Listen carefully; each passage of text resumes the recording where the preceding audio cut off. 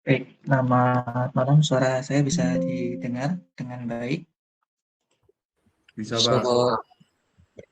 Terdengar, Pak. Oke, kita mulai. Pertemuan ketiga ini kita akan belajar tentang parameter titik perkiraan dan distribusi sampel. Oh ya, sebelum itu mengingatkan buat teman-teman yang belum sempat mengirimkan tugasnya bisa di-upload saja ya di Classroom, meskipun tidak bisa di-submit, tidak ada masalah. Tugasnya akan tetap terbaca. Jadi harapannya semuanya bisa mengupload ya, meskipun submission-nya ditutup tapi masih bisa terbaca. Karena nanti ketika dikoreksi semua nilai masuk, tidak ada yang kosong. Oke, kita mulai.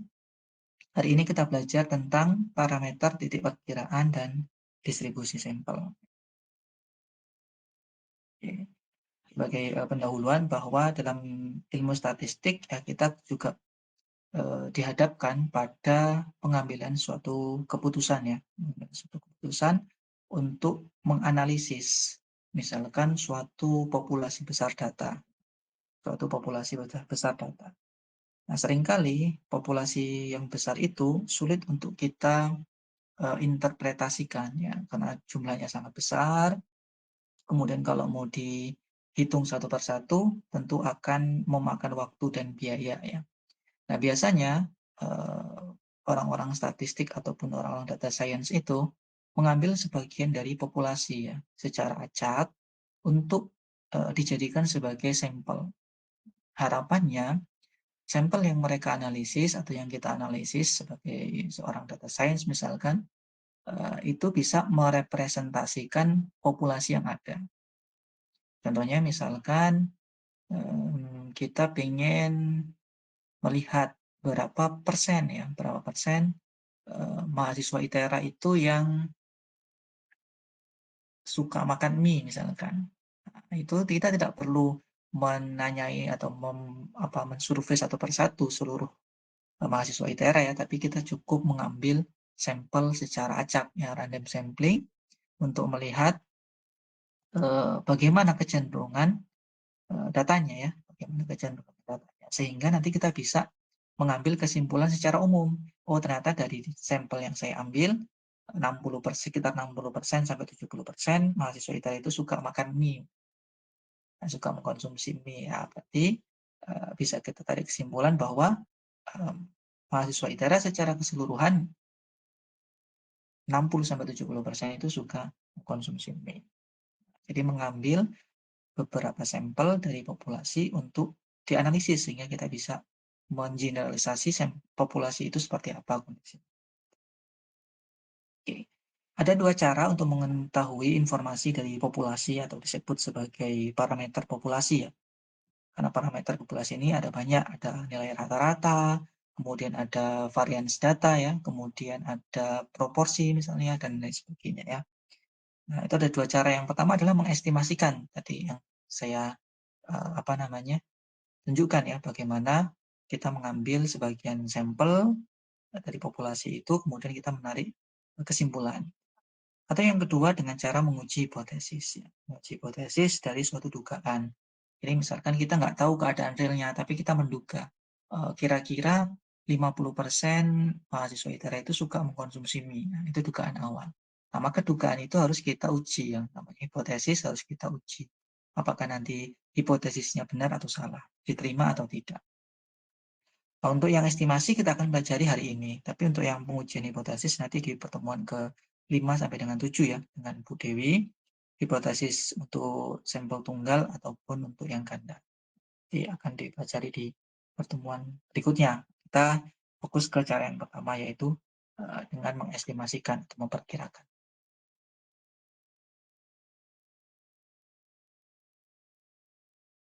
Kita fokus di bagian estimasi. Nah, gambarannya seperti ini. Kita punya kumpulan besar data atau kumpulan besar suatu populasi ya, bisa mahasiswa ITERA, bisa penduduk Indonesia, penduduk kampung dan seterusnya ya, yang nilainya itu besar sehingga kita akan kesulitan kalau harus mendata satu persatu. Ya. Bisa saja dilakukan, tetapi waktunya tentu akan sangat banyak terbuang, biayanya besar, dan seterusnya. Maka kita akan mengambil sebagian kecil ya dari populasi yang kita sebut sebagai sampel. Nah, nah, dari sampel yang kita ambil, kita bisa menghitung setidaknya ada 3 yang akan kita bahas. Yang pertama adalah nilai rata-rata yang disimbolkan dengan X bar ya. X yang ada stripnya di atas. Yang namanya bacanya adalah X bar. Kemudian S ya, simpangan baku, kemudian P, proporsi ya, proporsi atau persentase, disimbolkan dengan, P bar ya, P bar. Nah, dari statistik ini, dari, apa namanya, parameter statistik ini, kita bisa menduga nantinya atau memperkirakan kira-kira parameter dari populasi itu seperti apa. Berapa nilai rata-ratanya, berapa simpangan bakunya atau variansnya ya, berapa proporsinya dari populasi ini. Jadi mengambil sebagian kecil populasi yang kita sebut sebagai sampel, sampelnya kita hitung rata-rata, simpangan baku, ataupun proporsi, kemudian data yang kita dapat ini kita pakai untuk memprediksi kira-kira rata-rata, simpangan baku, dan proporsi dari populasi itu seperti apa, rentangnya seperti apa. Ya. Nah, sifatnya bagaimana untuk parameter dan statistik? Nah, namanya juga yang parameter ini miliknya populasi, ini sifatnya seringkali abstrak ya. Kita nggak bisa secara apa namanya langsung tahu, gitu. Karena memang jumlahnya sangat besar, hingga akan sulit untuk dianalisis secara nyata ya, secara langsung. Maka kita menggunakan yang statistik, yaitu mengambil sampel kemudian dianalisis parameter statistiknya, yaitu X bar, S, dan P bar. Rata-rata, simpangan baku, dan proporsi. 3 parameter ini. Nah, ini untuk yang sifat statistik itu empiris, ya, terukur ya, nyata, bisa kita nyatakan dengan jelas berapa rata-ratanya. Karena hanya sampel ya, sampel kan mudah. Misalkan 20 sampel, 100 sampel, masih mudah untuk kita hitung. Nah, bagaimana cara menentukan apakah statistik yang kita gunakan atau hasil perhitungan dari rata-rata, kemudian varians, dan juga proporsi dari sampel ini bisa kita gunakan untuk memprediksi nilai parameter. Bagaimana ciri statistik yang baik? Cirinya yang pertama itu harus tidak boleh bias ya, harus jelas, harus nyata. Kemudian efisien, dan yang ketiga adalah konsisten. Nah, penjelasannya ada di berikutnya. Yang pertama, ciri statistik atau estimator yang baik itu nggak boleh bias. Artinya apa? Artinya kalau kita punya satu populasi besar ya, kemudian kita ambil random sampling ya, sampling acak. Ini sampelnya, kemudian kita ambil di setiap titik ya dengan acak. Kemudian kita juga mengambil sampel yang lain secara acak juga. Maka kita akan punya dua kategori sampel. Sampel yang kita simbolkan dengan bulat dan sampel yang kita simbolkan dengan segitiga. Nah, untuk mendapatkan estimator yang baik atau yang disebut estimator itu adalah tadi eh, X bar, kemudian S dan B bar, yaitu data statistik dari sampel. Ciri dari estimator yang baik itu, kalau kita mengambil sampel dimanapun titiknya ya, dengan cara acak, itu nanti nilai rata-ratanya, kemudian simpangan baku, dan proporsinya, nilainya itu nggak beda jauh. Ya, nilainya tidak berbeda jauh atau berdekatan. Ya, jadi kita mengambil secara random, misalkan ini ngambil 20, yang ini juga mengambil 20. Jumlahnya ya masing-masing 20. Nah, ini akan memperoleh rata-rata simpangan baku dan proporsi yang mirip, ya, tidak terlalu beda jauh. Itu ternyata artinya nggak bias ya. Tapi kalau nilainya sangat berbeda jauh, misalkan, nah ini rata-ratanya di sebelah sini ya. Kemudian yang ini yang sampel yang kedua rata-ratanya dari sini. Ada selisih yang cukup besar. Tapi kalau untuk yang kedua, rata-rata yang sampel pertama ada di sini, sampel kedua juga ada di sini. Tidak ada perbedaan yang signifikan. Ya, tidak ada perbedaan, bahkan sama ini estimatornya. Berarti sampel yang kita ambil itu sudah benar. Gitu. Kan bisa saja kita ngambil secara acak ya beberapa sampel yang kita simbolkan dengan bulat. Kemudian kita juga mengambil beberapa sampel yang kita simbolkan dengan segitiga. Tapi setelah kita hitung ternyata eh, apa namanya ada perbedaan estimator ini, nilainya ada perbedaan. Berarti sampelnya kurang bagus, mengambilnya nggak acak, nggak random gitu ya. Mungkin hanya berfokus pada satu titik ya, pada satu area, atau apa namanya tidak diacak ininya populasinya, sehingga kita hanya berfokus pada titik-titik tertentu. Jadi nggak boleh. Jadi kalau mengambil sampel harus acak. Mungkin teman-teman juga sering mendengar ya istilah kalau ketika mau pemilihan gubernur, presiden itu ada survei. Nah, lembaga survei itu juga mengambil sampel di seluruh Indonesia juga harus secara acak dan setiap provinsi itu harus ada sampel yang diambil. Nggak boleh sampelnya misalkan ngambilnya hanya dari Jakarta saja, tidak boleh. Atau dari daerah Jawa saja, tidak boleh. Tapi harus representatif. Ya. Misalkan kalau kita lihat secara jumlah penduduk di Jawa tentu mayoritasnya hampir 60% dan 80% Indonesia itu ada di Jawa. Ya tentu sampel yang dari Pulau Jawa tentu lebih banyak dibandingkan yang dari Sumatera atau dari Kalimantan atau dari Sulawesi dan seterusnya. Acak tetapi tetap proporsional.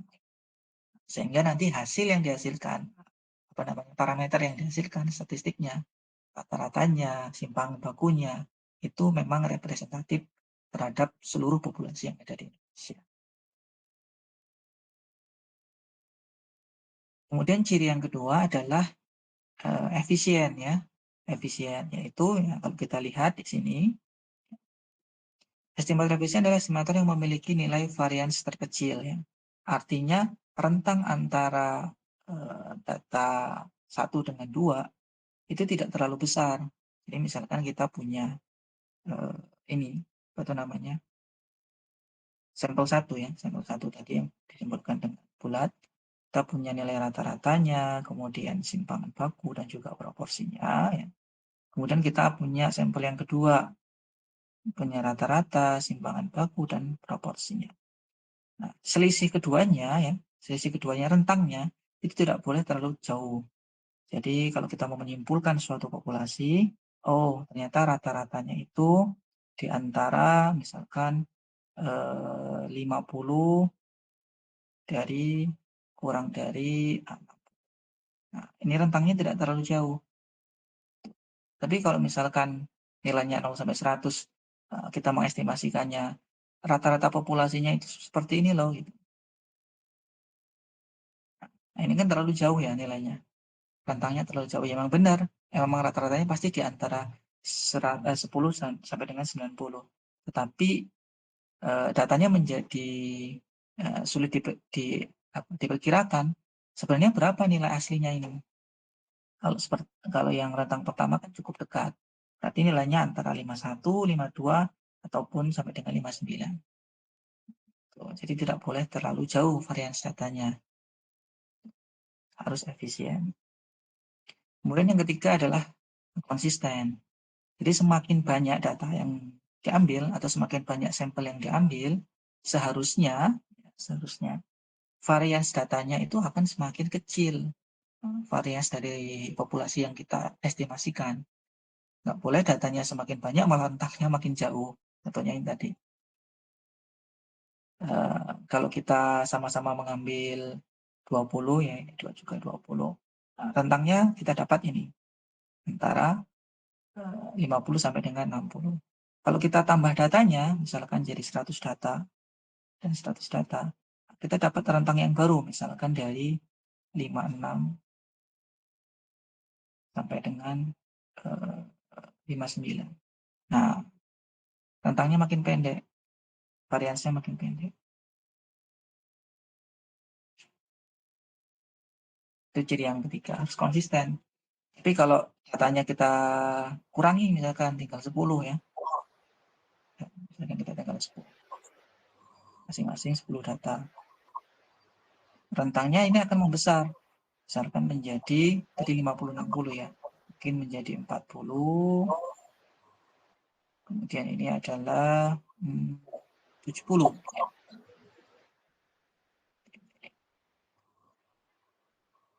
Suaranya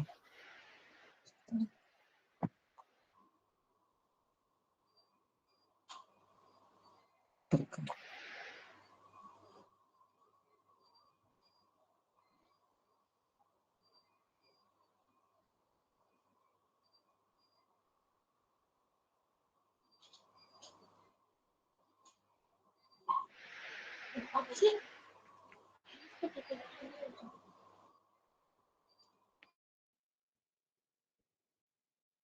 Lagi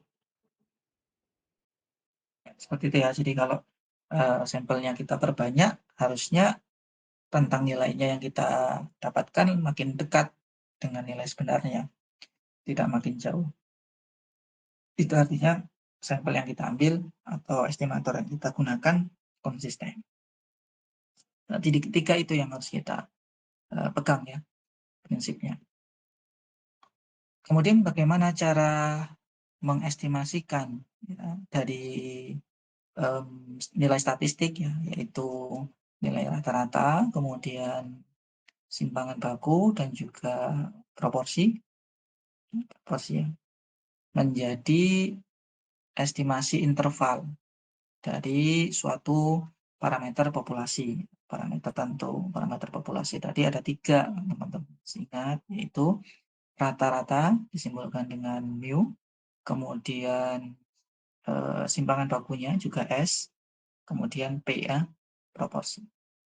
Kalau yang estimator statistik itu rata-rata adalah X bar, varians adalah S, dan proporsi adalah P bar. Nah, kita mau merubah ini, nilai statistik menjadi nilai parameter. Nah, untuk menentukan kita harus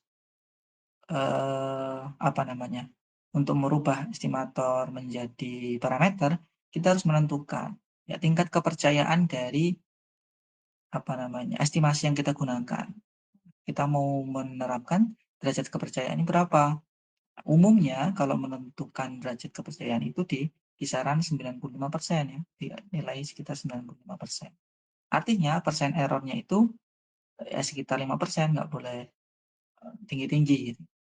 Biasanya kalau untuk survei-survei dari lembaga survei itu ya nilainya sekitar ini, tingkat kepercayaannya 95%, kemudian error-nya di sekitaran 5%.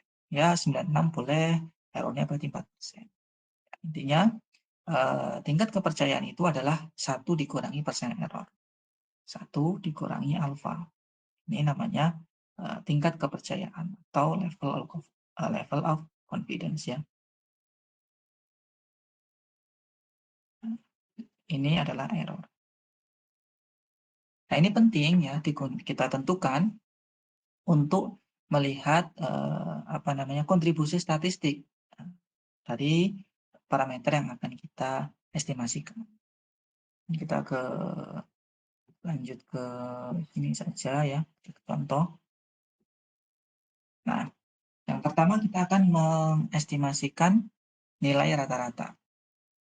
Jadi kita punya data parameter statistik ya, estimator statistik yaitu X, kemudian S, kemudian beta. Nah, ini mau kita terjemahkan atau kita mengestimasikan miliknya populasi.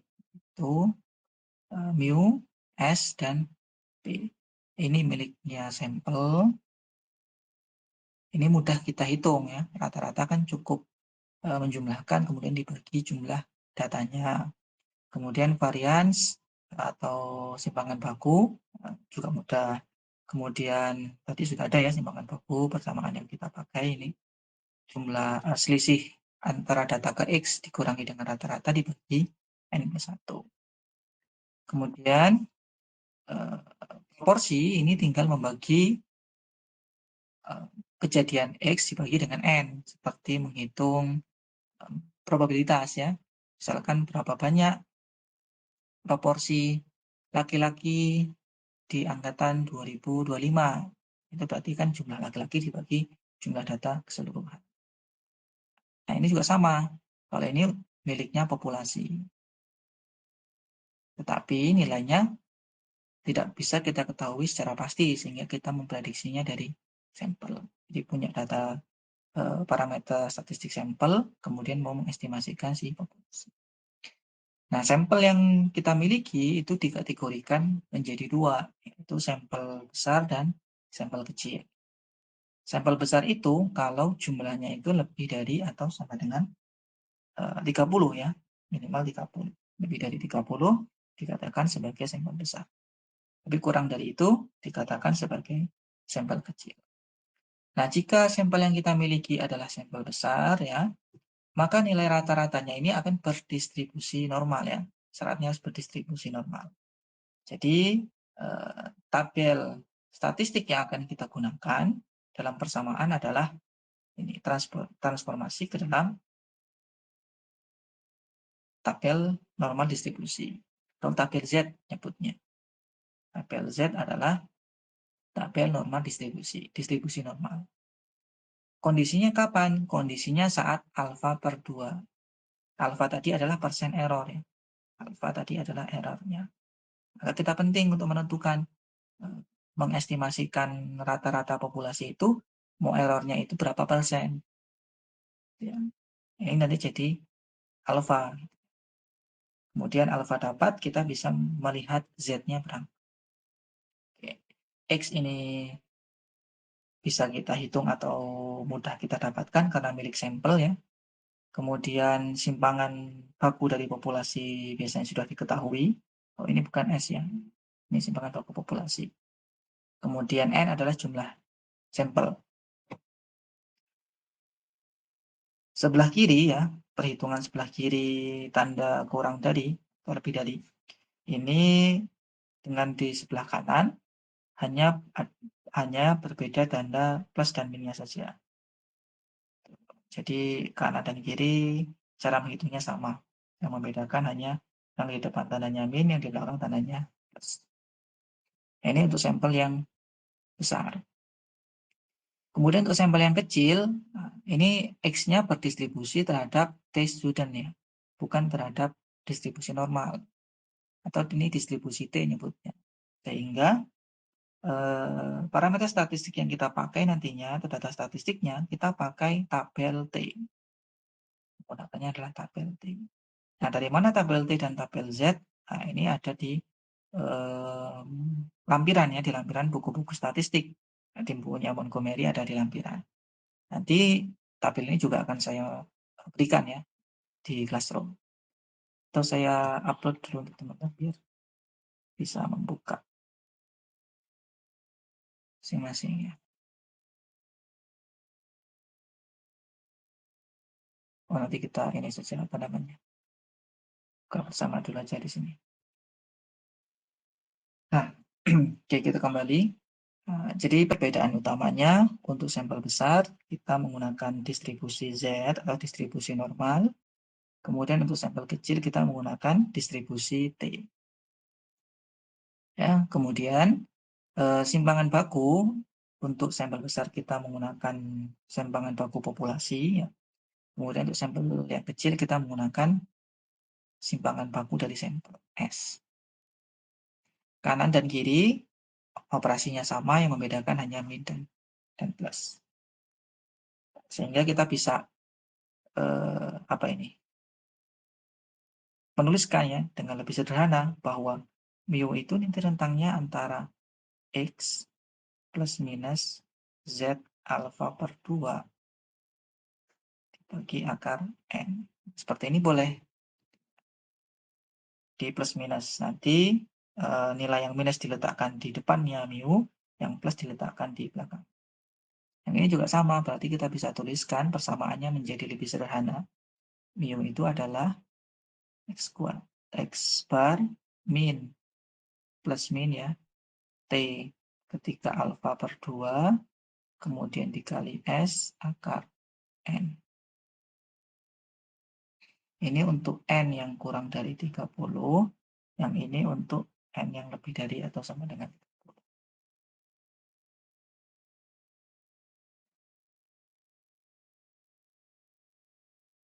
Oke, ini ringkasannya. Kemudian kita ke contoh. Dari populasi para pegawai suatu perusahaan, diambil sampel 100 orang. Jadi, suatu perusahaan itu punya banyak pegawai ya. Di sini tidak diketahui jumlah pegawainya berapa, jumlah populasi pegawainya berapa. Tetapi dari banyaknya pegawai ini, diambil sampel sebanyak 100 orang. Oke, ini berarti 100 ini adalah sebagai N ya, ini 100. Nah, karena ini lebih dari 30 N-nya, maka ini dikategorikan sebagai sampel yang besar ya. Karena sampel besar, nanti kita menggunakan distribusi Z, bukan distribusi T. Oke. Dan dicatat gaji bulanan masing-masing. Rata-rata dan simpangan baku, rata-rata 3 juta gajinya, kemudian simpangan bakunya adalah 600.000.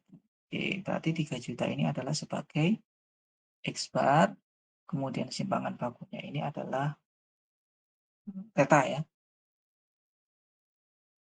Kita diminta membuat suatu interval ya, dari berapa sampai berapa, dengan tingkat kepercayaan 95% untuk memperkirakan atau menduga berapa sesungguhnya rata-rata gaji karyawan atau pegawai di perusahaan tersebut. Jadi, level of confidence yang kita pakai adalah 1 min alfanya 95%. Maka alfanya adalah 5%. Oke. Nah, karena ini sampel besar, kita menggunakan persamaan yang melibatkan distribusi normal Z. Ya, persamanya ini. Maka kita bisa langsung menghitung ya. Tapi sebelum menghitung kan tentu kita harus mencari dulu nih. Z ketika alfa per 2 itu berapa? Ya. Kita sudah punya nilai alfanya yaitu 5%. Ya. Atau kalau kita buatkan sebagai desimal, nilainya adalah 5 dibagi 100 ya. 0,05. Maka alfa per 2 berarti 0,05 dibagi 2 ya. 0,025.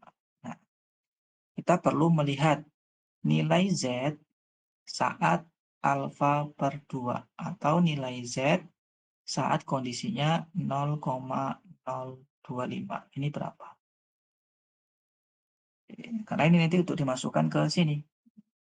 Ini perlu yang namanya tabel distribusi normal. Oke, kita ke tabelnya dulu.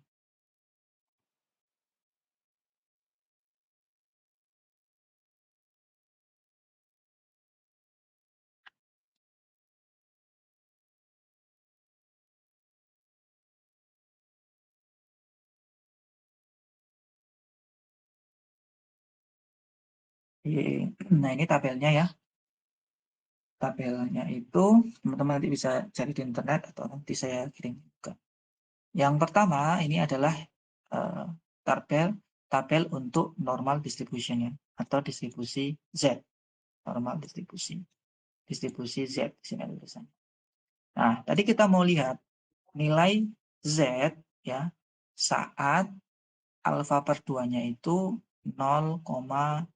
0,025. Maka teman-teman harus mencari di dalam tabel ini, nilainya yang sama atau berdekatan dengan 0,025 di dalam tabel ini. Nah, kalau kita lihat ini ya, ini jauh ya 0,0033. Kemudian kita langsung cari aja mana yang paling dekat. Nah, kalau kita lihat yang paling dekat itu ini.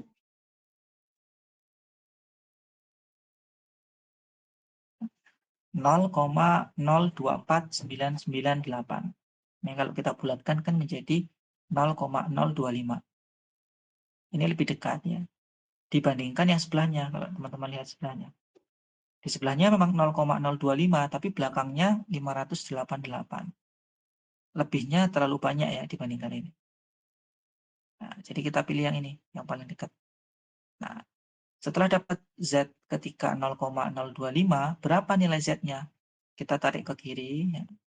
Ke kiri, kita dapat 1,9. Abaikan saja tanda minusnya, karena nanti juga akan hilang di plus minus tadi. Ya, jadi 1,9 kita ambil, kemudian dari sini kita tarik ke atas, 0,06. Nah, kita jumlahkan 0,06 ditambah dengan 1,9 menjadi 1,96. Nah, itulah Z saat 0,025. 1,96. Kita ulangi sekali lagi ya, kita dapatkan Z 0,025. Kemudian kita tarik ke kiri mendapatkan 1,9 ya, diabaikan minusnya.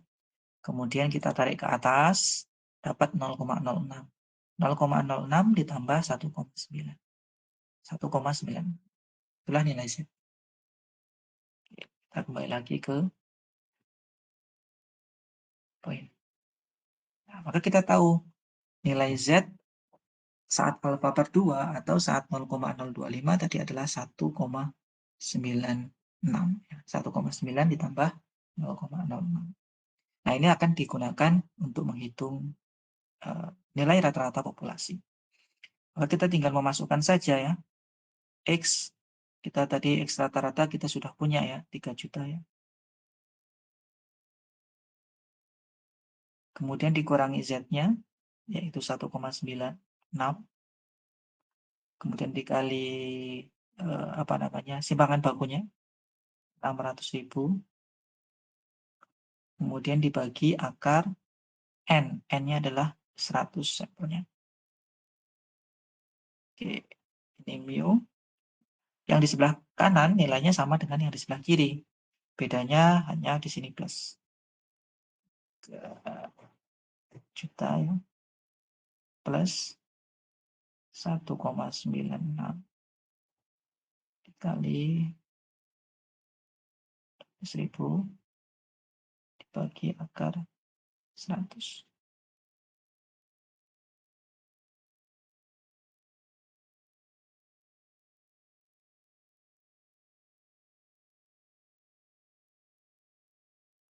Bisa digeser ya.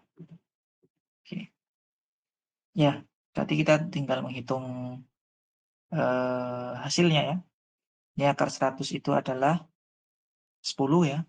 600.000 dibagi 10 menjadi 60.000. 60.000 dikali 1,96 ya. Jadi di sini 3 juta, kemudian dikurangi 1,96 dikali ini 600.000 dibagi 10, 60.000. Kurang dari mu dikali, di sini juga sama 3 juta ditambah 1,96 juga sama dikali 60.000. Nah, yang perlu teman-teman perhatikan adalah perkalian ya dan pembagian ini harus didahulukan. Jadi kita harus mendahulukan perkalian. Tapi kalau posisinya setara seperti ini, teman-teman bisa mengalihkan dulu baru membagi, ya, atau membagi dulu baru mengalihkan sama saja. Tapi kalau dengan pengurangan, maka selesaikan dulu yang perkalian dan pembagian. Ini yang sering membuat jawaban ketika UTS ataupun UTS ya, itu banyak yang salah pada operasi penyelesaiannya ya. Jadi harus diperhatikan bahwa ini harus perkalian dulu, ya, perkalian dan pembagian diselesaikan dulu, baru nanti baru pengurangan dan penjumlahan. Oke. 1,96 dikali 60.000. Berarti ini 3 juta dikurangi 1,9 dikali 60.000. Berapa itu? Teman-teman bisa sambil menghitung. 1,96 kali 117.600.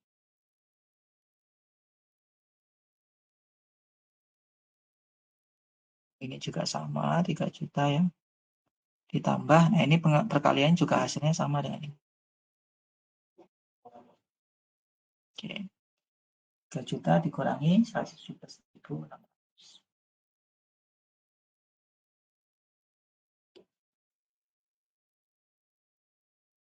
Ini hasilnya 2.882.400.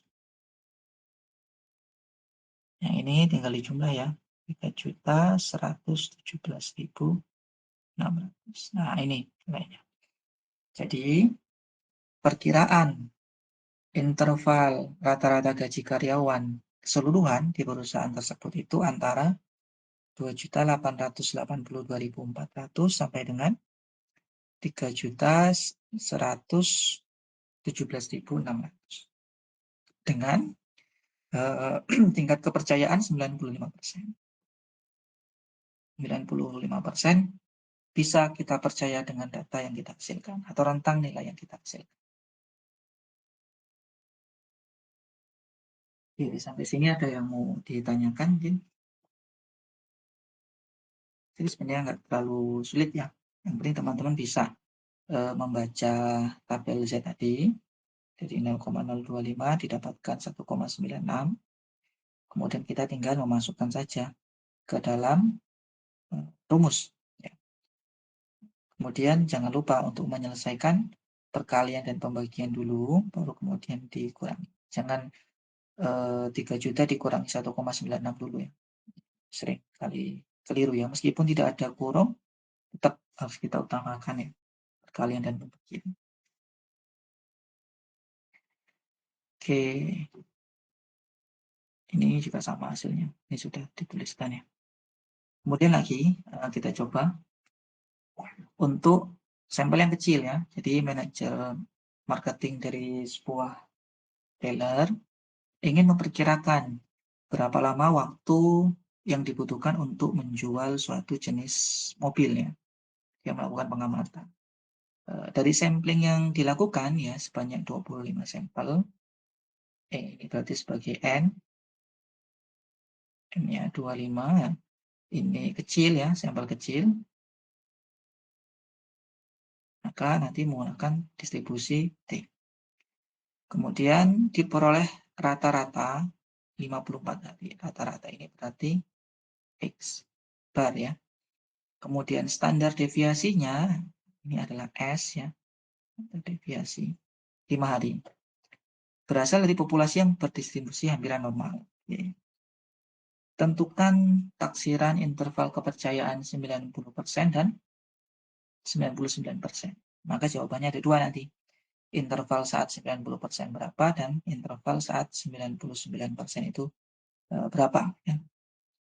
Untuk interval yang kepercayaan yang 90%, berarti ini alfanya adalah 10%. Karena 100 dikurangi 90 atau 0,1. Maka alfa per 2-nya berapa?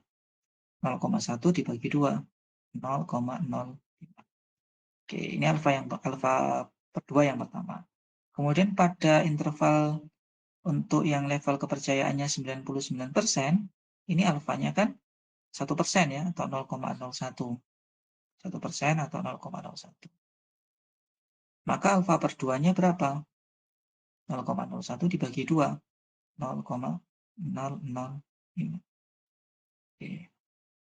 Nah, khusus untuk mencari T dan distribusi T dan distribusi C nanti ya, C square ya, bukan Z ya.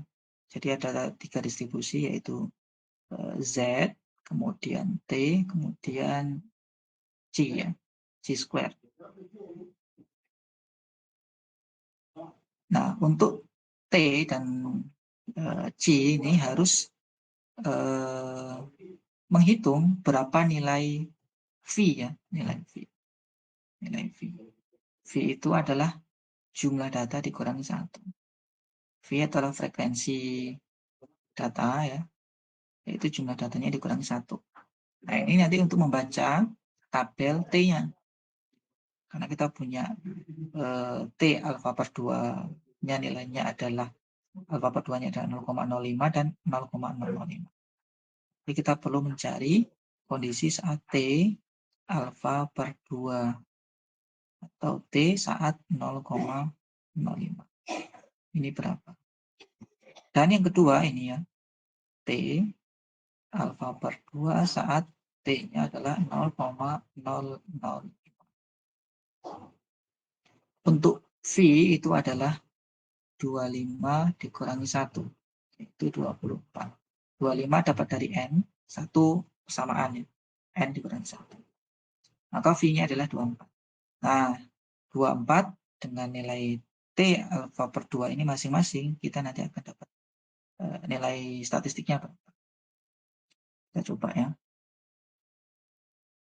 Kita kembali ke tabel tadi. Nah, ini yang tadi ya. Ini adalah tabel distribusi normal yang sudah kita baca tadi. Caranya kita mencari nilai yang ada di dalam tabel ini yang berdekatan dengan nilai alfa per 2-nya. Kemudian kita ke bawah. Ini masih sambungannya. Nah, ini ya. Yang saya maksud adalah C-square. Ya. Nah, untuk membaca C-square dan T, ya, kita perlu 2 data, yaitu alfa per 2. Ini alfa per 2 ya. Dan V. 2 data itu yang kita pakai. Oke, karena tadi kita menghitung rata-rata menggunakan T, kita langsung ke tabel T saja. Tadi kita dapat V dari perhitungan adalah 24 ya. 25 dikurangi 1. Nah, kita cari di sini yang nilainya 24. Nah, ada di sini ya. Ini yang kita pakai. Kita pakai 24. Kemudian alfa per 2-nya kita dapat tadi 0,05. Di sini ada titik 40, berarti artinya ini 0,4. 0 di depan nggak dituliskan di tabel ini. Ini 0,25, ini 0,1. Nah, ini 0,05 yang tadi kita cari. Oke. Kemudian kita cari lagi yang 0,005. Nah, kita dapat ini. Oke. Nah, maka berapa nilai T-nya? Nilai T-nya adalah perpotongan antara alfa per 2 dengan V. Kita tarik ke bawah, kemudian ketemu dengan V. Nah, inilah perpotongannya. Oke. Nah, ini perpotongannya. Jadi ini adalah nilai T saat alfa per 2-nya adalah berapa tuh? 0,05. Dapatnya berapa? Dapatnya 1,711. Oke. Yang kedua, kita punya V-nya masih sama 24. alfa per 2-nya adalah 0,005. Kita tarik ke bawah, perpotongannya ada di sini. Nah, maka ini adalah nilai T. Nilai T saat alfa per 2-nya itu adalah 0,005. Diperoleh nilainya adalah 2,797. Nah, kedua nilai inilah yang kita pakai. 2,797 dan 1,711. Jadi saya tuliskan dulu untuk T 0,05, ini yang 0,5, 1,711. 1,711, kemudian yang T 0,005, 2,797. 2,797. Oke, sudah dapat. Kita kembali ke PowerPoint lagi.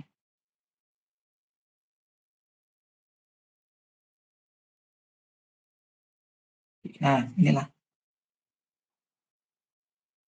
nilai T saat alfa per 2-nya adalah 0,05, dapat 1,711 ya. Kemudian saat alfa per 2-nya 0,005, tadi dapat 2,797. Nah, masing-masing kita hitung satu persatu di sini. Ya. Kita hitung dulu kita hitung ini dulu ya. Yang pertama. X-nya berapa tadi? X-nya 54 ya. 54 dikurangi T alfa per 2-nya 1,711. Simpangan bakunya 5 ya. Dibagi akar 25. Mu. Nah, sini juga sama, tinggal kita ngikutin saja. Tapi ditambah ya.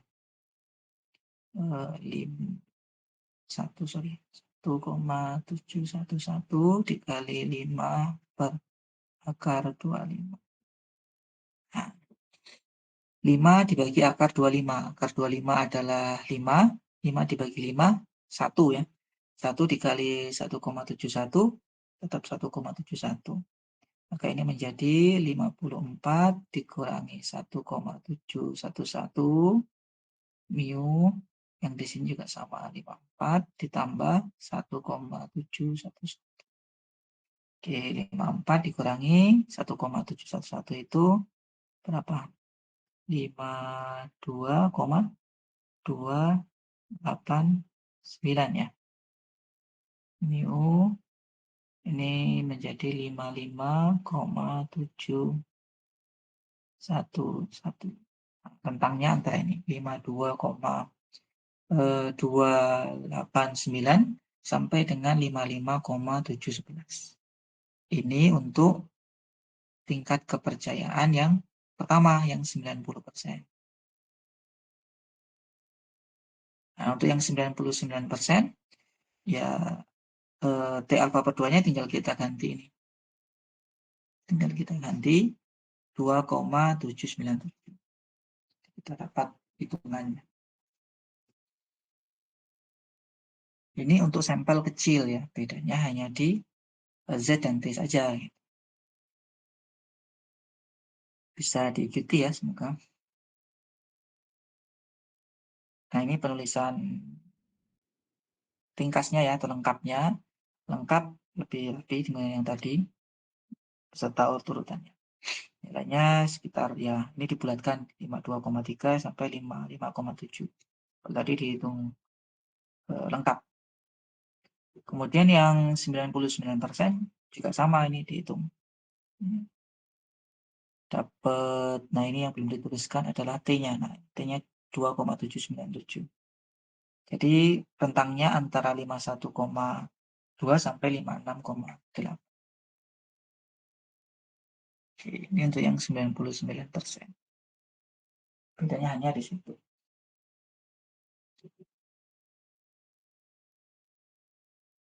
Oke, nah tadi kita hanya menganalisis satu sampel ya, satu sampel dari satu populasi.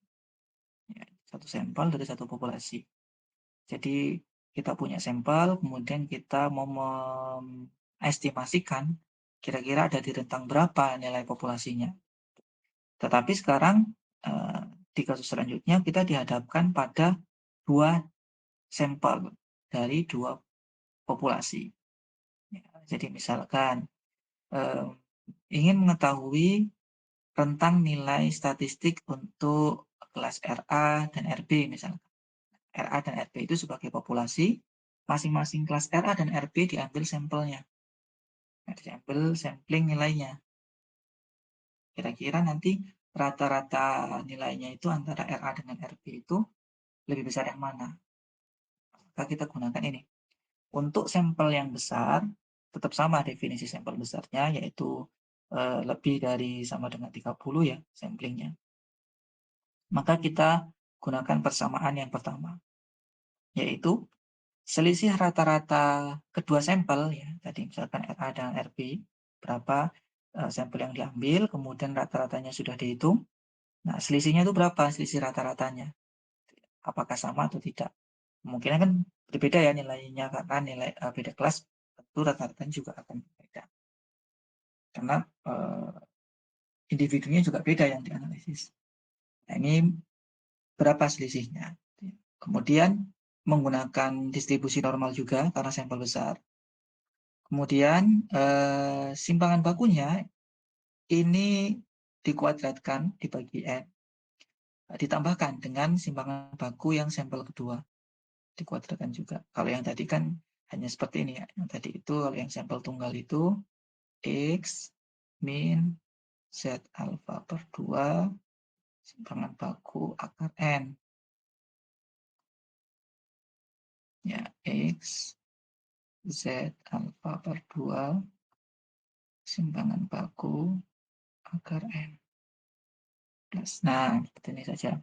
Nah, karena ini ada 2 sampel besar, maka simpangan bakunya menjadi masuk ke dalam, apa namanya ini, akar ya, tapi dikuadratkan.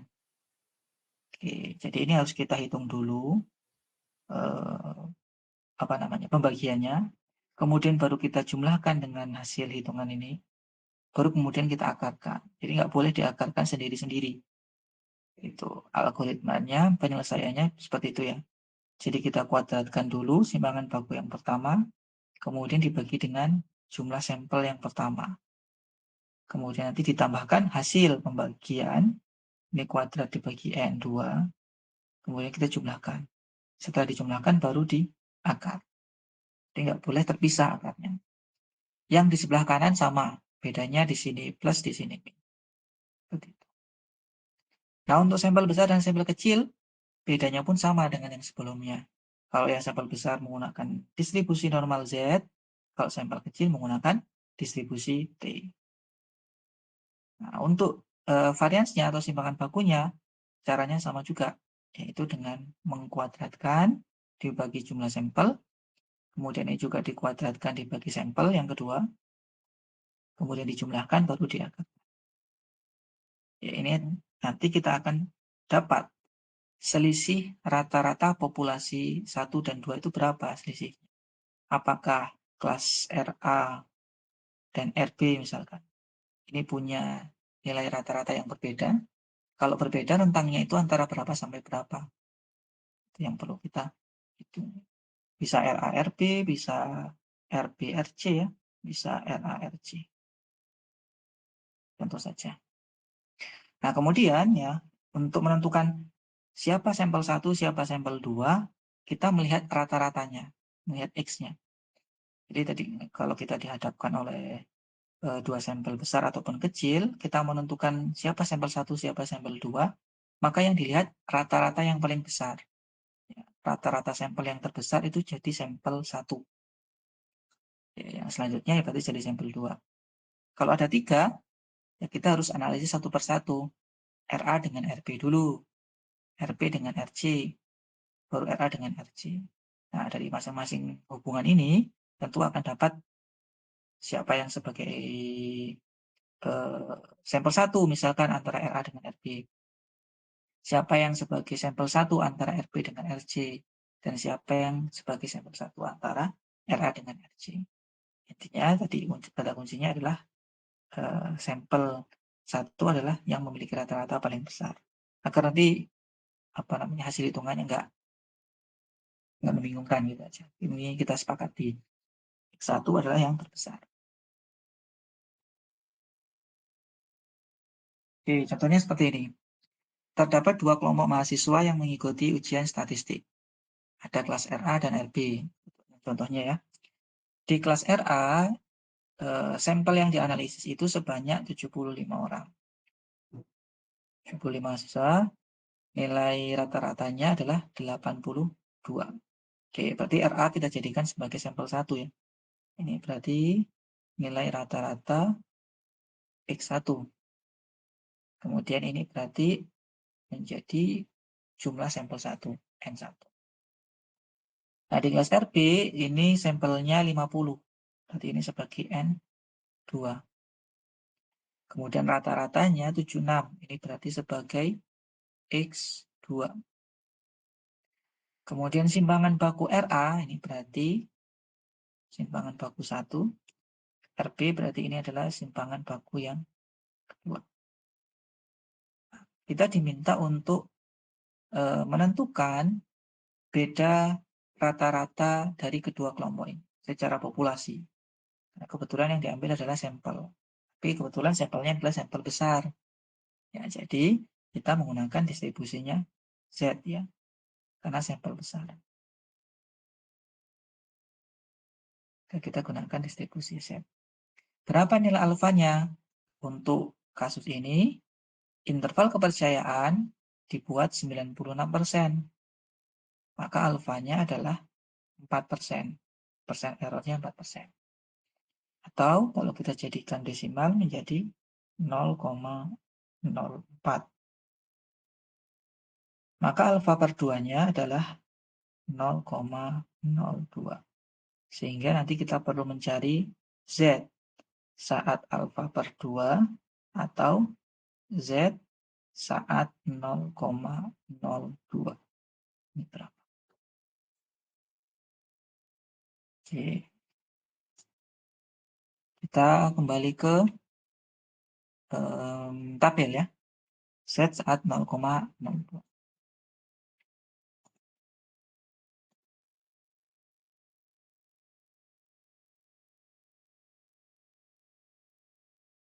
Oke. Ini tabel T tadi ya. Kita perlu ke tabel Z. Di atas. Nah, di sini ya. 0,02. Teman-teman cari di dalam tabel ini yang 0,02. Yang mana nih nilainya? Ini 23, 19.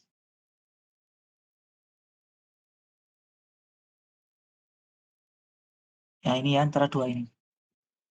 Antara 0,0196. Oke, 97 ya. Ini kalau kita bulatkan. Yang ini 0,020182. Nah, mana yang paling dekat? Ini lebihnya 182. Yang ini kurangnya berapa? Dianggap belakangnya. Sekitar 300 ya. Nah, maka kita pakai yang ini ya, yang paling dekat. Ya. Kalau mau lebih presisi, tengah-tengahnya antara dua ini. Nanti nilainya di rata-rata. Tapi kita ambil salah satu saja. Kita anggap ini yang paling dekat. Karena memang lebihnya hanya 182 belakangnya. Kalau ini kan untuk menuju ke 0,02 ini masih butuh 301. Ya. Oke, berarti Z-nya berapa? Kita tarik ke kanan, 2. Kita tarik ke kiri, ke kiri dapat 2. Kita tarik ke atas dapat 0,05. 2 ditambah 0,05. Berarti 2,05. Oke, 2,05. Itulah Z-nya.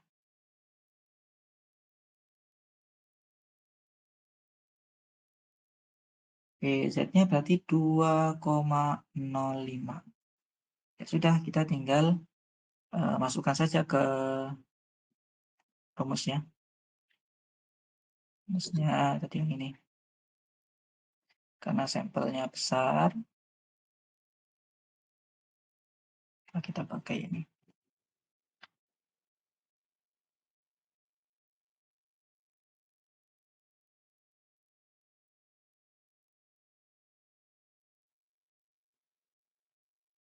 Rata-ratanya kita masukkan saja.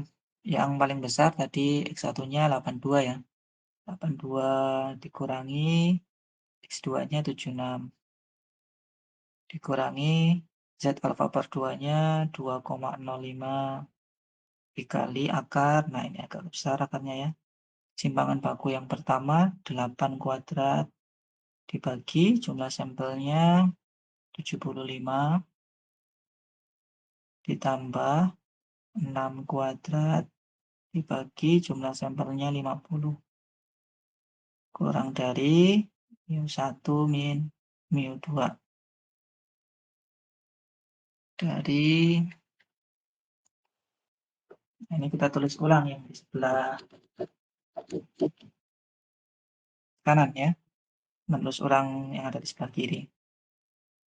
82 min 76 dikurangi ditambah sekarang ya 2,05 dikali akar 8 kuadrat per 75 ditambah 6 kuadrat per 50. Nah, teman-teman tinggal hitung saja. Kita selesaikan dulu yang di dalam akar. Atau ini boleh kita selesaikan karena dikurung ya. 82 kurangi 76 adalah 6 ya. Dikurangi 2,05 dikali, nah yang ada di dalam akar ini kita selesaikan.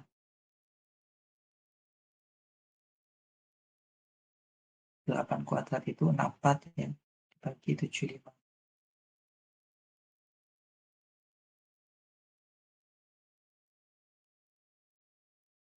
Bentar ya. 64 dibagi 75 itu 0,853 ditambah 36 dibagi 50. 0,72.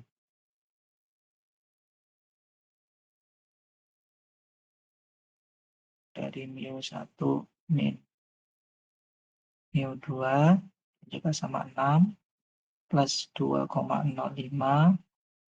akar sama akarnya 0,853 tambah 0,72.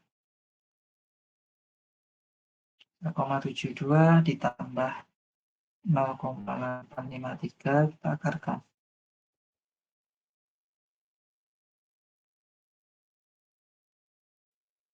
1,5.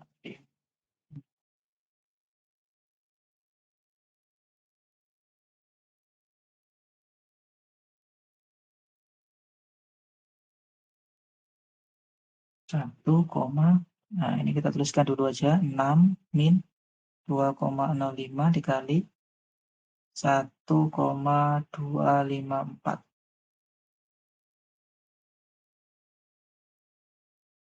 6 ditambah 2,05 dikali 1,254. Jadi tinggal kalikan saja. Kita pindah ke mana nih? Pindah ke sini ya. 2,05 dikali 1,254. Kali 2,57 ya. Maka di sini 6 dikurangi 2,57 kurang dari mu1 min mu2 6 ditambah 2,7. Ini berarti menjadi 8,57 mu1 min mu2. Oh, kok 8? Yang sini yang 8 ya. 8,57. Yang ini bukan 8 nih. Ini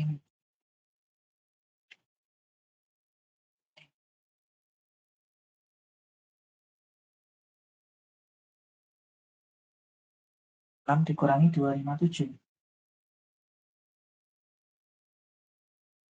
3,43.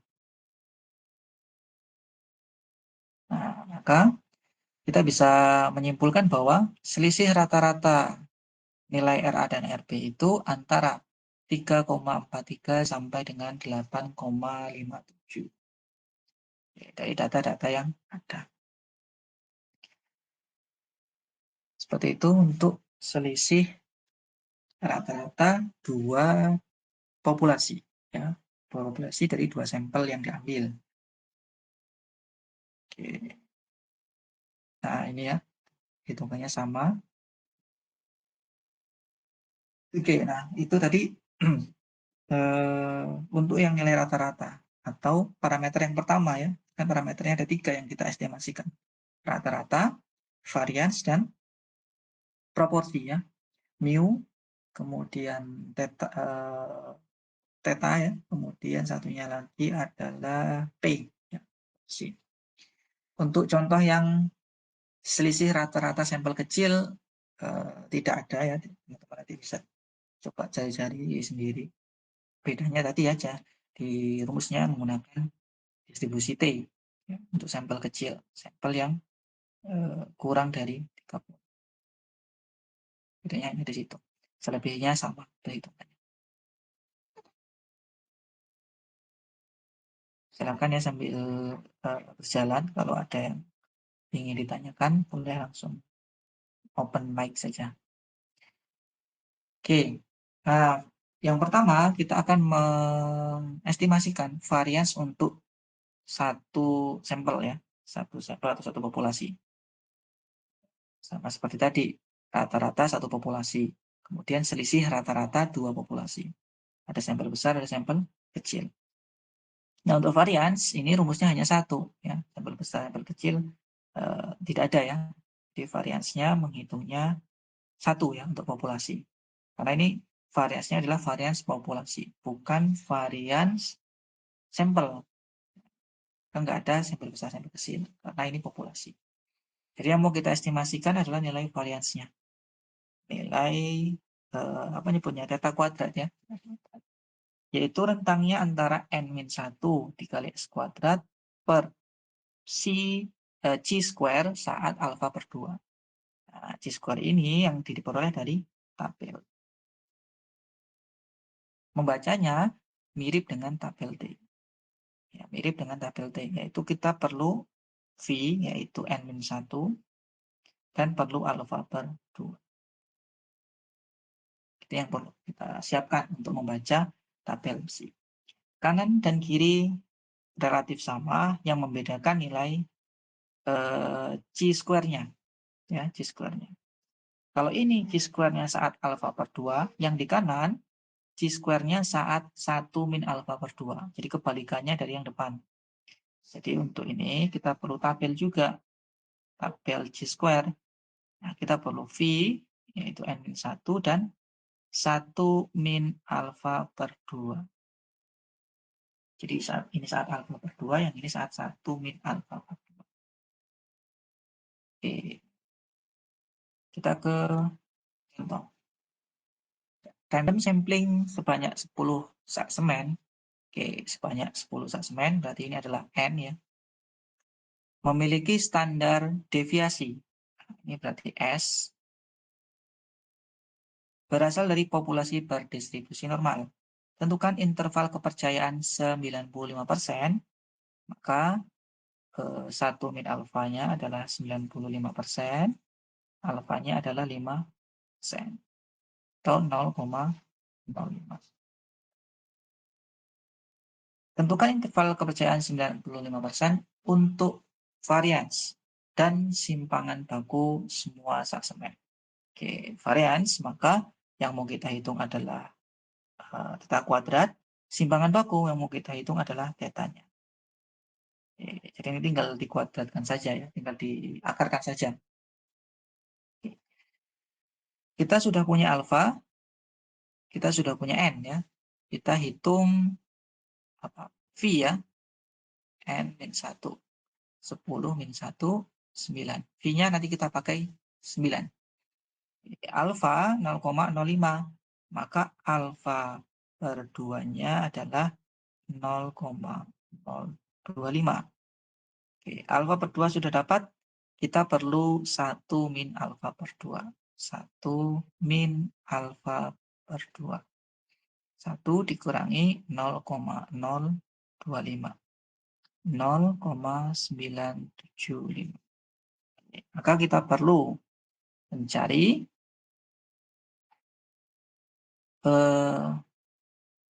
C-square saat alfa per 2 dan C-square saat 1 min alfa per 2. Ini berapa?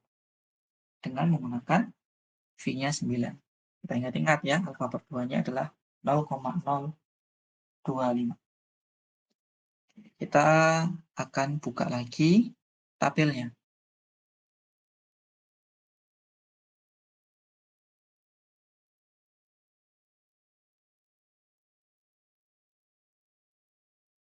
Nah, ini adalah tabelnya.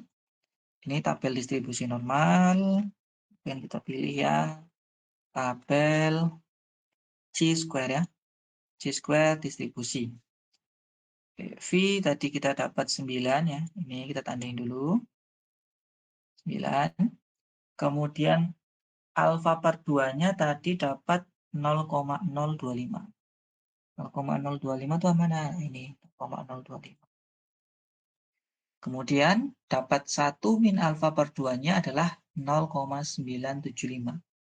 0,975 mana? Ini. Maka berapa C-square-nya? C-square saat alfa per 2 nilainya adalah ini. Oke, ini adalah C-square saat alfa per 2. Dapatnya adalah 19,02.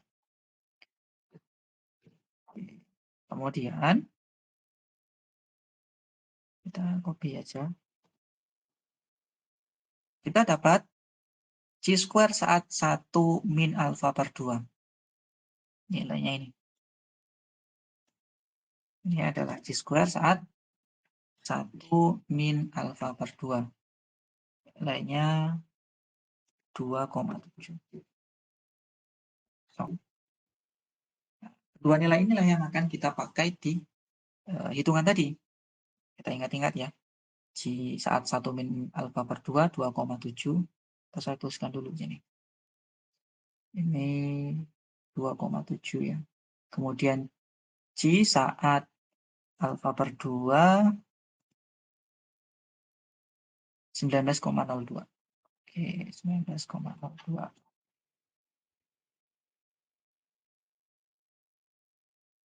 Nah, ini saat alfa per 2, 19,02. Saat 1 min alfa, 2,70 ya. Oke. Maka kita tinggal memasukkan ke persamaan. Berapa sebenarnya varians dan simpangan baku? Oke, rumusnya adalah N-1. N-nya adalah 10. Min 1. S-nya adalah 0,3 ya.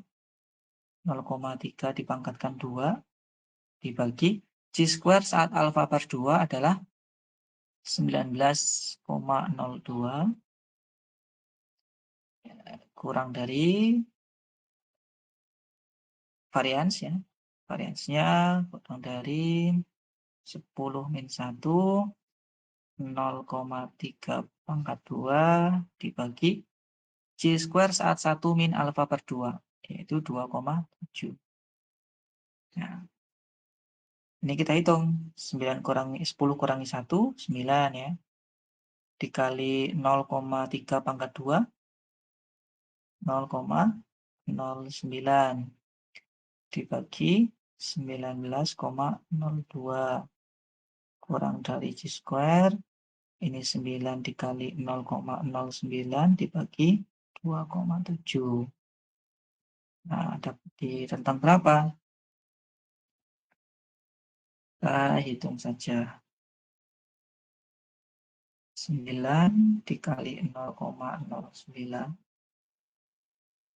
dibagi 19,4. Ini dapatnya 0,0426. Yang ini dibaginya adalah 2,7. 0,3. Nah, maka rentang variansnya itu antara 0,0426 sampai dengan 0,3. Untuk simpangan baku, ini varians ya.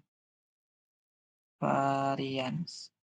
Simpangan baku, nah tinggal kuadratin aja. Diakarin saja ya. 0,0426 itu diakar. Akar dari 0,0426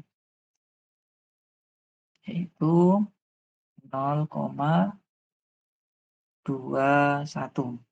Terus 0,3 diakarkan juga 0,55. Ini SB ya, simpangan baku. Oke, jadi kita sudah punya jawaban dari persoalan ini. Jadi variansnya itu antara 0,04 sampai dengan 0,3. Simpangan bakunya antara 0,21 sampai 0,55.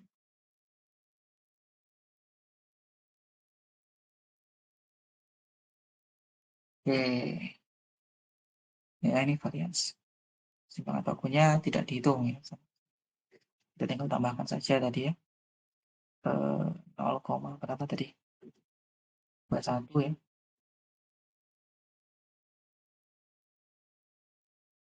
Sampai 0,55.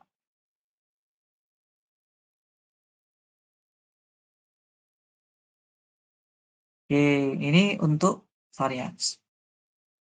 Satu sampel ya, atau satu populasi. Nggak ada satu sampel ya, karena hanya populasi yang diestimasikan, ada satu populasi. Tidak ada sampel besar, sampel kecil dalam hal ini. Nah, ini contoh yang lain.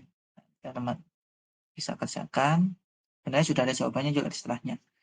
Di sini jumlah sampelnya 8, standar deviasinya 1,5, tingkat kepercayaannya 90%. Caranya sama seperti tadi. Nah, ini sudah dijawab di sini. Oke, kita ke yang ketiga ya. Materi yang ketiga yaitu estimasi proporsi. Oke, jadi kita sudah belajar rata-rata populasi ya. Kemudian kita sudah belajar varians. Sekarang kita mau belajar proporsi. P. Jadi mengestimasikan proporsi dari suatu populasi dari proporsi sampel. Dari proporsi sampel. Nah, ini caranya sama ya. Mirip serupa lah dengan yang apa namanya? Rata-rata. Bedanya ya di sini yang kita pakai adalah proporsi. Yang pertama adalah satu proporsi untuk sampel yang besar. Oke. Satu proporsi untuk sampel besar. Sebenarnya nggak ada sampel besar, sampel kecil juga di sini. Hanya ada satu jenis sampel ya. Ini untuk satu proporsi, khusus satu proporsi. Ya. Jadi P yang mau kita estimasikan ya. Persamaannya adalah proporsi sampel P bar dikurangi distribusinya pakai normal distribusi, ya, tetap pakai normal. Kemudian akar dari P bar kali Q bar. P bar ini sama dengan ini. Berapa proporsi sampelnya? Oke. Nah, kalau Q bar ini adalah Q bar itu adalah 1 min P bar. Lawannya dari P. Oke. Misalkan proporsi yang berjenis kelamin laki-laki ya di kelas di angkatan 2025 itu 0,5. Berapa yang perempuan?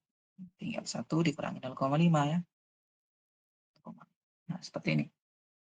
Jadi yang P itu adalah 1 min Q atau Q adalah 1 min P. Hasilnya dikalikan, dibagi dengan jumlah sampel yang diambil. Kiri dan kanan sama, yang membedakan hanya plus dan minus saja. Seperti itu. Ini kalau hanya ada satu populasi, ya. Kelas era saja atau angkatan 2025 saja misalnya. Yang kedua, ini adalah selisih proporsi. Sama dengan selisih rata-rata tadi. Ada selisih rata-rata, ada selisih proporsi. Maka ini dua populasi, berapa selisih proporsinya? Misalkan membandingkan proporsi laki-laki di angkatan 2025 dan angkatan 2024 misalkan. Maka P1 dikurangi P2 itu berapa nilainya? Jadi ini bukan P saja ya, tapi P1 dikurangi P2. Kalau P saja berarti hanya satu proporsi. Tapi kalau P1 min P2 berarti selisih dua proporsi. Nah, bagaimana caranya? Berarti sama dengan yang rata-rata tadi, proporsi 1 untuk sampel 1, dikurangi proporsi 2 untuk sampel 2, dikurangi distribusinya normal juga, dikali akar, P1Q1 per N ditambah P2Q2 per N. Kanan dan kiri sama, yang membedakan hanya minus dan plus. Oke. Siapa P1, siapa P2? P1 adalah yang proporsinya lebih besar. Ya, sama seperti rata-rata tadi, yang menjadi X bar 1 adalah yang rata-ratanya paling besar. Sekarang proporsinya harus yang lebih besar yang diletakkan sebagai P1. Kita ke contoh. Contoh yang pertama adalah proporsi untuk satu populasi. Jadi ada sebuah sampel ya, dari 500 lamaran. Sampel, satu sampel lamaran perusahaan, diambil 15 sampelnya, 500 sampelnya. Ternyata yang melamar di perusahaan tersebut itu 340-nya adalah laki-laki. Oke. Ini secara sampling ya. Samplingnya cukup banyak, 500 memang. Dari 500 yang disampling, ternyata 340-nya laki-laki. Nah, kita disuruh memperkirakan atau menaksir ya, pada interval kepercayaan 90%, kira-kira proporsi pria keseluruhan yang melamar itu berapa? Dari populasi yang melamar di perusahaan tersebut. Jumlah populasinya kita nggak tahu ya, kita hanya tahu jumlah samplingnya saja. Karena tadi ingat, populasi itu sesuatu yang besar, sulit kita hitung, kalau mau dihitung butuh waktu yang banyak. Jadi kita tahunya hanya sampling 500 orang. Laki-lakinya adalah 34. Kita diminta menghitung proporsi laki-laki keseluruhan dari yang melamar. Oke, maka kita punya proporsi sampel ya untuk laki-laki itu adalah 340 dibagi 500. Berapa? 3,4 dibagi 5 ya. 0,68. 340 dibagi 500. 0,68 ya. 0,68. Oke. Nah, ini proporsi sampelnya. Kemudian jumlah sampelnya ini. N, 500. Lalu interval kepercayaannya 90%. Maka alfanya adalah 10% atau 0,1. Maka alfa per 2-nya 0,05. Oke, maka kita harus mencari Z saat alfa per 2 atau Z saat 0,05. Ini berapa? Jadi kita belum pernah ya Z 0,05. Kita harus membuka lagi tabel ya, buka tabel lagi. Z saat 0,05. Kita buka tabel lagi ya, jadi ini bolak-balik. Oke, kita ke Z. Nah, di sini kita coba cari yang nilainya 0,05. Ini 0,4, 0,5. Nah, antara ini ya, dua ini. Nah, antara 0,049, 471 dengan 0,05, 0503. Di antara ini.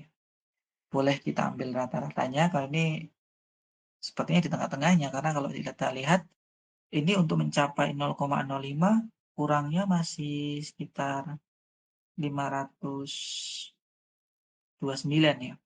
Yang di sini lebihnya 503 untuk tiga digit paling akhir. Jadi rentangnya di antara dua ini sebenarnya. Ya, kita ambil salah satu lah. Misalkan kita ambil yang ini aja. Kita abaikan. Jadi kita ambil yang ini. Boleh saja ya. Atau boleh diambil rata-rata juga. Nah, kita lihat berapa nilainya. Ke kiri adalah 1,6.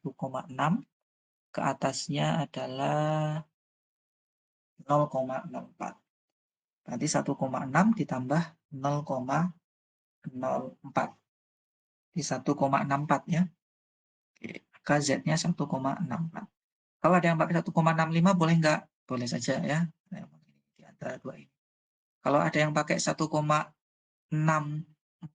boleh enggak? Boleh, tengah-tengahnya. Ya. Jadi yang penting di antara dua ini. Kita pakai 1,64.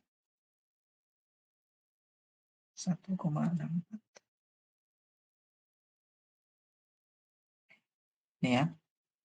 Ini berarti 1,64.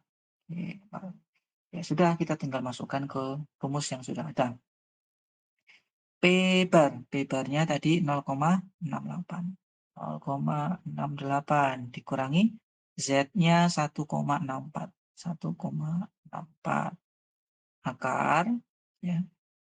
Nah, P barnya tahu, maka ini Q barnya kan tahu ya. 1 dikurangi 0,68 di 0,32.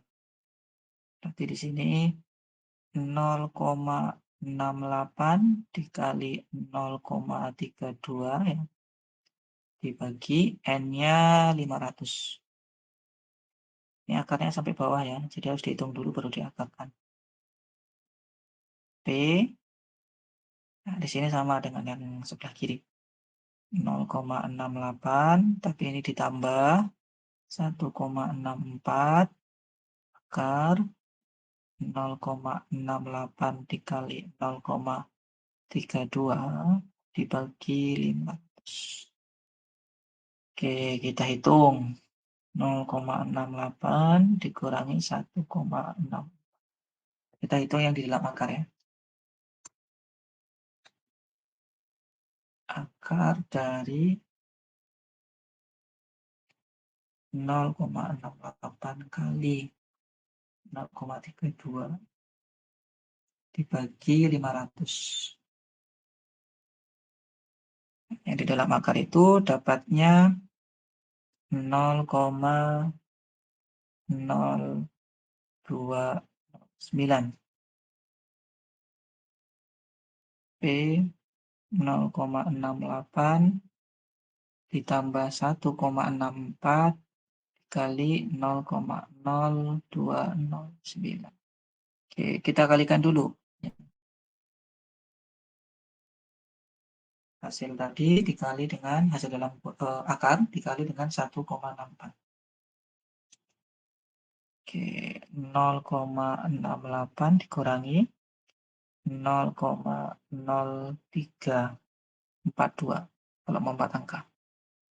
P 0,68 plus 0,0342.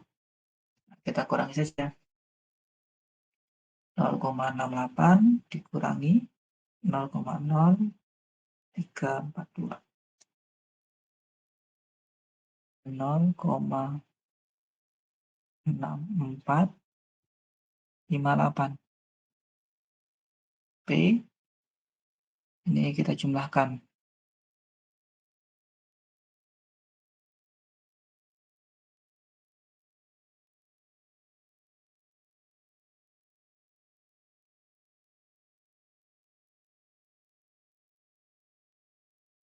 0,68 ditambah 0,342. 0,7142. Nah, ini ya.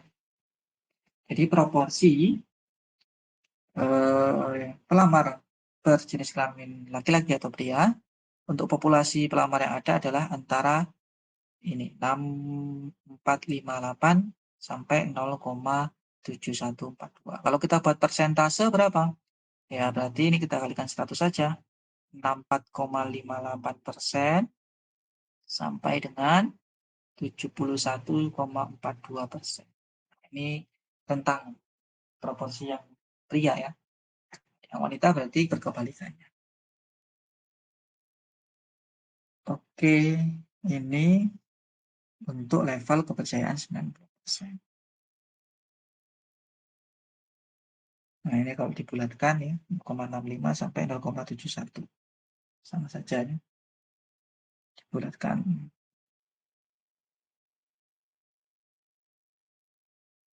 Lalu yang contoh soal lagi ya. Ini beda proporsi ya, beda proporsi dari dua populasi. P1 dikurangi P2. Oke, rumusnya sudah ada. Suatu penelitian untuk mengetahui perbedaan proporsi orang dewasa dan remaja yang menonton acara film televisi genre berita dan kartun. Jika sampel pertama adalah orang dewasa sebanyak 300 dari 600 orang, ya. Sampel kedua adalah remaja, itu adalah 100 dari 400 orang menyukai berita. Carilah taksiran interval kepercayaan 90% dari selisih proporsi sesungguhnya penonton dewasa dan remaja yang menyukai berita ya. Oke, maka P1-nya P1 sampel pertama itu adalah 300 dibagi 600. 300 bagi 600. 0,5 ya. P2-nya P per 2 100 per 400. 0,25. Jumlah sampel yang pertama 600, ini N1. Jumlah sampel yang kedua 400, ini N2. Oke. Tingkat kepercayaannya 95%. Maka alfanya 5% atau 0,05. Alfa per 2-nya 0,025. Ya, sudah, semuanya sudah ada ya. Tinggal kita masukkan ke sini. Oh, Z-nya belum ada ya. Z alfa per 2 saat Z-nya itu 0,025. Tadi sepertinya sudah kita pernah coba ya. 0,025 itu Z-nya berapa? 1,96 berarti ya.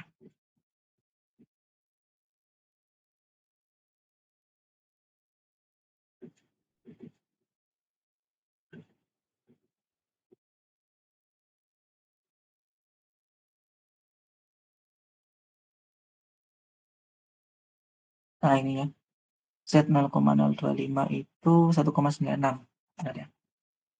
1,96. Nah, ini 1,96. Ya, sudah tinggal kita masukkan saja ke hitungan. Nah, hitungannya ini. Oke, N1, N2-nya ada, proporsi 1 dan proporsi 2-nya ada. Nah, untuk Q1 dan Q2, berarti kan tinggal 1 dikurangi setengah. Ini setengah, 1 dikurangi 0,25, 0,75. Z-nya menggunakan 1,96.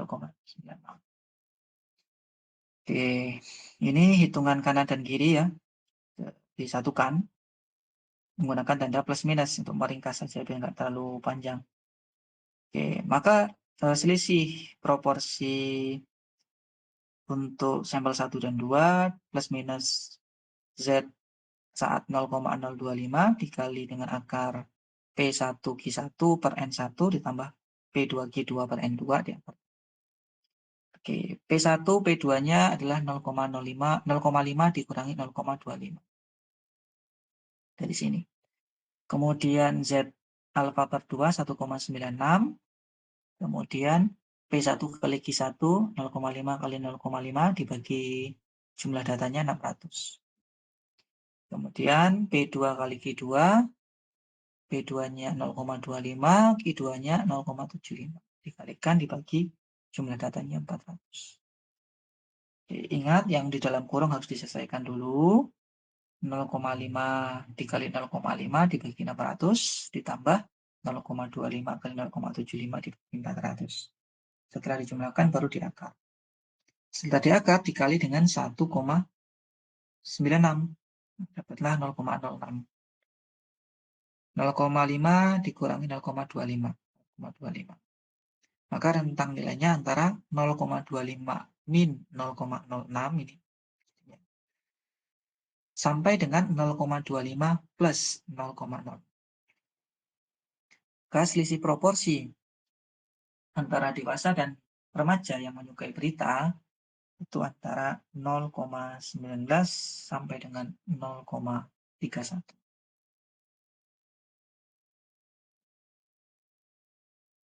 Ya, jadi tapi teman-teman nggak perlu khawatir ya. Nanti ketika ujian, teman-teman boleh membawa catatan rumus ya. Boleh membawa catatan rumus. Jadi rumus-rumus ini harap dikumpulkan ya, dikumpulkan jadi satu penggunaan dengan penggunaannya. Jadi misalkan untuk sampel kecil ini pakai rumus ini, sampel besar untuk rumus ini, seterusnya. Jadi nggak mungkin kita hafalkan juga lah ya. Teman-teman nanti boleh membuka catatan rumus. Dan yang terpenting juga tabel yang tadi itu juga boleh dibawa ya saat ujian. Memang harus dibawa karena nggak mungkin kita hafal dan tidak juga disediakan ya, tinggal teman-teman bawa sendiri-sendiri saja. Jadi tidak perlu khawatir. Karena rumusnya cukup banyak tadi. Oke, itu materi kita. Nah, sampai dengan mengestimasikan proporsi ya. Cukup padat menurut saya. Ada pertanyaan mungkin? Di penjelasan tadi, oh hilang. Oh, masih ada ya. Silakan kalau ada pertanyaan. Cukup jelas ya. Ya, harapannya materi tadi bisa teman-teman nanti pelajari ulang ya.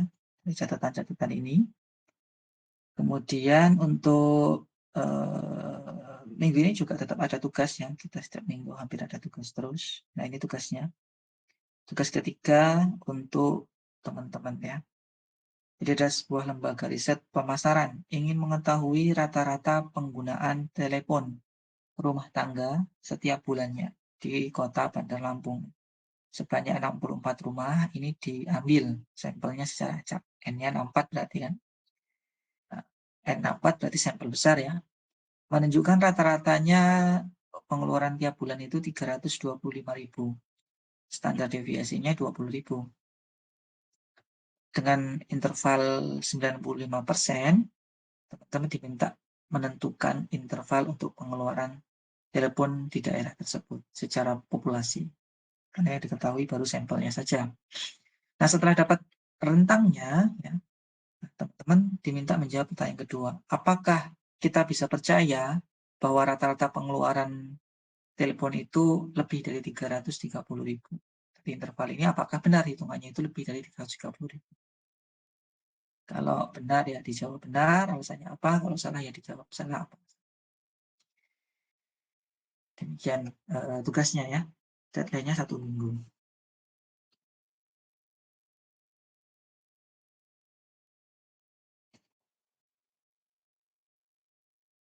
Oke, itu yang bisa kita pelajari malam ini. Nanti di pertemuan keempat, terakhir itu tidak terlalu banyak materinya ya. Cukup apa namanya? Ceritanya cukup banyak, cuman hitungannya sedikit. Kita akan menentukan berapa banyak sampel yang harusnya kita pakai di dalam suatu penelitian. Jadi misalkan teman-teman itu melakukan penelitian yang sifatnya itu misalkan apa namanya ya, kalau pangan itu ya, hedonik, survei hedonik, kemudian survei, eee, ya apa, referensi pemilihan, kemudian ataupun menentukan jumlah running eksperimen dalam suatu penelitian. Nah, itu kira-kira sampel yang harus dipakai itu berapa, kalau kita tahu populasinya. Itu, misalkan kita mengamati data populasi di ITERA. Oh, sivitas akademika ITERA itu jumlahnya sekitar 25.000 ya mahasiswa, dosen, dan pendik misalkan. Nah, dari 25.000 itu harusnya sampel yang kita ambil itu berapa kalau mau kita pengamatan. Nah, itu kehidupan yang akan kita bahas seperti itu. Jadi nggak terlalu banyak hitungan, tapi banyak cerita. Dan kalau sempat juga kita membahas soal mungkin ya, atau nanti di pertemuan depan ya, sebelum UTS mungkin kita bagusnya bahas soal, maksudnya soal yang pernah ada tahun sebelumnya seperti apa kira-kira. Jadi kalau nggak ada waktu lagi ya, saya beri ke teman-teman, kan bisa minta kakak tingkat ya. Kalau pembahasannya bisa minta ke saya melalui ketua kelas nanti untuk pembahasan tahun lalu seperti apa gitu. Boleh. Itu yang mungkin yang mau saya sampaikan. Ada pertanyaan sebelum kita akhiri? Tidak ada, Pak. Oke, jelas ya? Semoga jelas. Bisa pelajari ulang. Ya, terima kasih untuk kuliah hari ini. Kita ketemu lagi, nanti dikabarin lagi. Karena kalau untuk minggu depan, yang muslim itu melaksanakan tarawih ya, sholat tarawih, jadi kita nggak mungkin malam.